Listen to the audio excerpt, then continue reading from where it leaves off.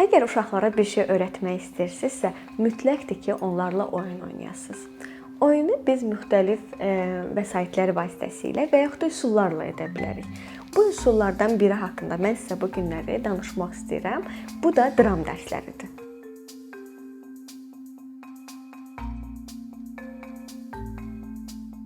Dram dərsləri əslində uşağa o qədər yeni ideyalar, o qədər yeni şeylər öyrədir ki, mütləqdir ki, biz bunu dərs kimi, fən kimi məktəblərdə görək.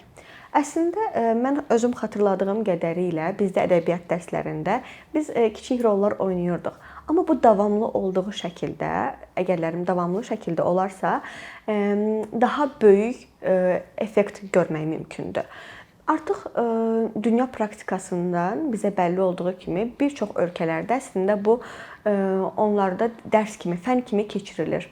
Və bir neçə araşdırmalar da onu göstərir ki, uşaqlarda hər hansı bir travma olanda, bir şeyi çətin öyrənəndə, onlar drama vasitəsilə bunu edəndə uşaqlarda daha tez bir geri dönüşüm alınmağa başlayır. Yəni uşaqların öyrənmə qabiliyyətini tezləşdirir dram dərsləri. Dram dərsləri təkcə öyrətmək üçün lazım deyil. Ümumiyyətlə dram dərsləri deyəndə çox insan elə düşünür ki, uşaqlara aktyor, aktrisalıq öyrədilir. Amma dram dərsləri bundan fərqlidir. Əsasən də pedaqogikada dram dərsləri tamam fərqli bir üsuldur. Uşaqlara bir şeyləri öyrətmək üçün ən əla üsullardan biridir. Nəyə görə? Çünki uşaqlar burada özlərini kənardan görə bilirlər. Yamsılayırlar. Yamsılamaq isə çox əla öyrədir uşaqlara.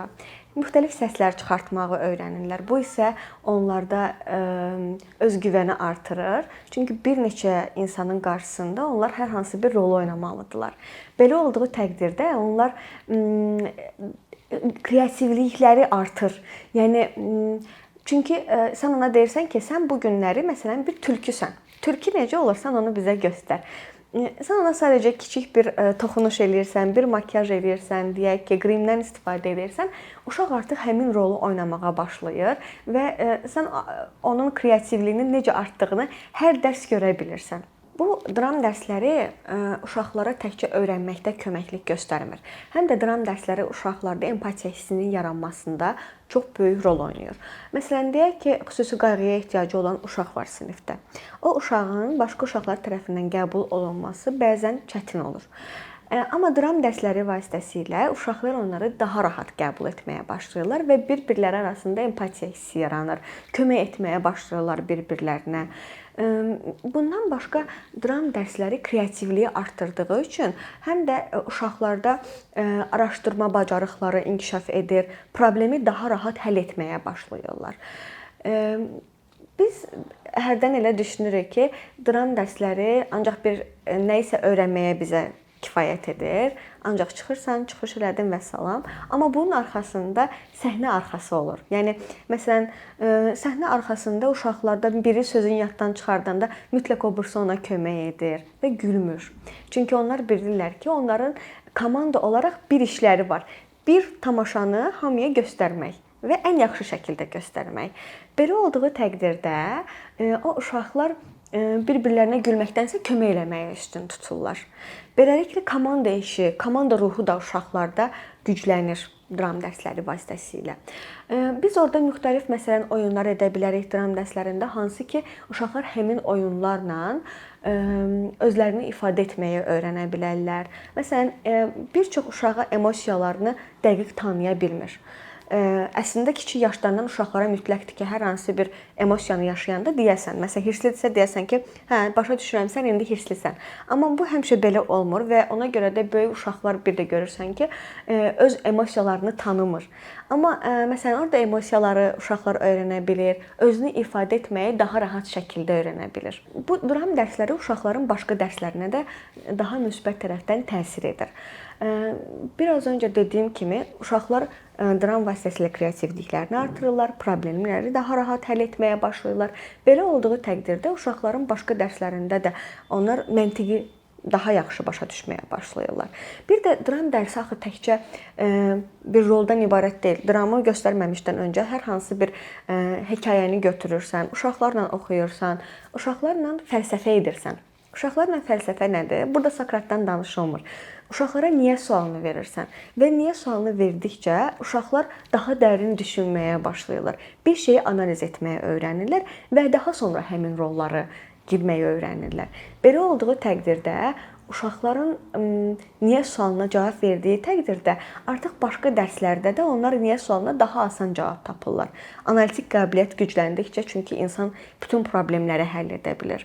Və bilirsiniz, mən ilk başda uşaqlarla işləyəndə həmişə görürdüm komanda ruhu uşaqlarda zəifdir. Amma zamanla dram dərslərinə aid olan oyunlar var. Hətta biraz rəqib oyunları da olur burada. Çünki komandada biz həmişə işləyirik. Onlar hətta sinifdə belə bir komandadılar, sabah iş yerində bir komandadılar.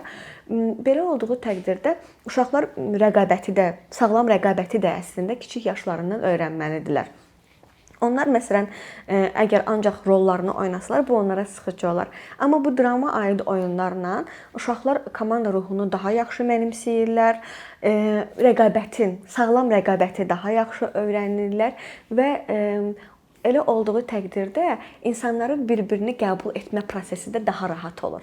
Bu da əlbəttə ki, daha sağlam cəmiyyətə gətirib çıxarır və daha sağlam münasibətlər yaradır. Uşaqlar arasında, bu da o deməkdir ki, gələcəkdə gənclər arasında, daha sonra yetişkinlər arasında daha sağlam münasibət formalaşdırır dram dərsləri. Bir də məsələn bizdə olan dərslərdə uşaqlar müxtəlif yaşlardan olur. Nəyə görə? Çünki cəmiyyətdə hamı müxtəlif yaşlardadır. İş yerində hamı eyni yaşda olmur ki, müxtəlif yaşda insanlar eyni iş yerini paylaşa bilirlər. Dram dərslərində də eyni. Bu hətta dünya praktikasında da belə misallar çəkmək olar. Çünki dram klubları olur. Məsələn, məktəblərdə, universitetlərdə ora kimin həvəsi varsa onlar gəlir. Dram dərsləri ayrı, amma bir də var ki, həvəsli olanlar var ki, bunu daha davamlı şəkildə, daha ciddi şəkildə etmək istəyir. Onlar həmin dram klublarına yazılırlar və orada əlbəttə ki, müxtəlif yaş qrupundan uşaqlar eyni klubu paylaşırlar. Bizdə də eyni, müxtəlif yaş qrupunda uşaqlar eyni klubda olurlar. Belə olduğu təqdirdə nə olur? Müxtəlif yaşda insanlar, uşaqlar bir-birlərinə münasibət qurmağı daha asanlaşır. Məsələn, bizdə 1 yaşında uşaq da var. Məsələn, o bir də görürsən ağlayır. Uyğunlaşa bilmir. Onun adaptasiya prosesi daha fərqlidir. Amma böyük uşaqlar onu sakitləşdirməyə çalışırlar. Əsasən də bu kulisdə olur. Məsələn, səhnəyə çıxmaya bilərlər balaca uşaqlar. Ümumiyyətlə məcburiyyət olmamalıdır. Əgər çıxmaq istəmirsə, bu normaldır. Məsələn, çıxmaq istəməyəndə böyük uşaqlar onu qucağına alıb çıxardırlar. Belə olduğu təqdirdə o yaş fərqləri ilə belə uşaqlar bir-birlərinə daha yaxşı münasibət qururlar və dost olmaq üçün məncə eyni yaşda olmağa ehtiyac yoxdur. Uşaqlar bunu başa düşürlər. Və bizdə, yəni mənim ən sevdiyim şey hər tamaşanın sonunda bütün uşaqların bir yerdə olmağı bacarmağıdır. Bəlkə də dərs boyunca uşaqlarda qruplaşma olur.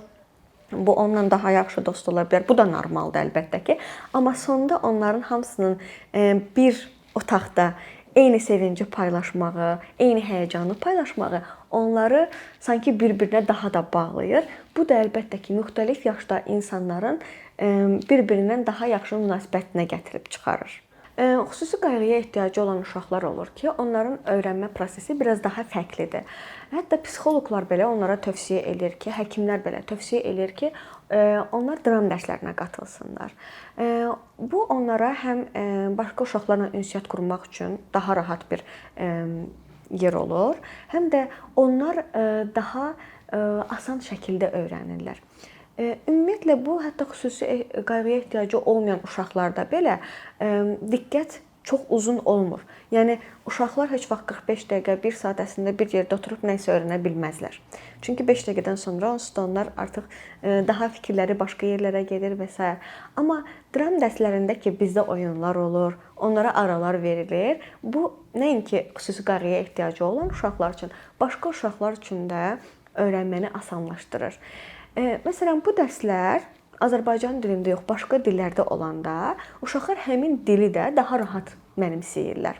Məsələn, bizim məktəbdə biz belə teatrlar eləyirdik fərqli dillərdə və məncə mənim xarici dilə marağım elə həmin dövrdən yaranmağa başladı. Çünki Bizdə məsələn 4-cü sinifi isə Küllücəni oynayırdıq. Daha böyük siniflərdə hətta biz Azərbaycan kinolarını tərcümə edib oynayırdıq. Kiçik bir rol verilirdi sənə, amma sən gəlirdin, bəzənirdin, düzənirdin, onu öyrənirdin, danışırdın, çox insan qarşısına çıxırdın. Belə olduğu təqdirdə dili daha rahat mənimsəyirdin və özünü daha önəmli hiss etməyə başlayırdın və nə isə yaratdığını düşünürdün. Ümumiyyətlə çox insan qarşısında çıxış eləmək hər adamda alınan məsələ deyil. Çünki əvvəlcədən onu kiçik yaşlarında əslində uşaqlara öyrətmək lazımdır. Mən çox insanlar tanıyıram. Məsələn, bizdə hətta belə bir hadisə var idi ki, mənə lazım idi valideynlər öz fikirlərini bölüşsünlər kamera qarşısında. Çox valideyn dedi ki, mən utanıram, mən danışa bilmərəm kamera qarşısında. Amma uşaqlar rahatçılıqla həmin intervyunu verə bildilər. Çünki onlar artıq dəfələrlə səhnədə olublar, özlərini ifadə eləyiblər. Ona görə onlara kamera elə də qorxulu gəlmir.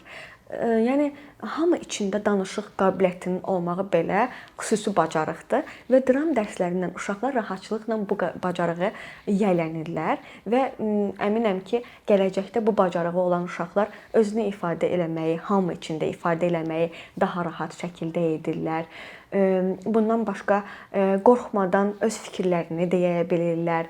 Hər hansı bir vəzifə sahibi olanda belə rahatçılıqla öz işçiləri ilə, ümumiyyətlə lap işçi olduğu vaxtda belə, yəni hər hansı bir yerdə işləyəndə, məsələn söz veriləndə ki, sən filan mövzu haqqında fikrini bölüş, o artıq onu özünə dərd eləmir. İçində oturub mən indi çıxış eləyəcəm fikrini fikirləşmir.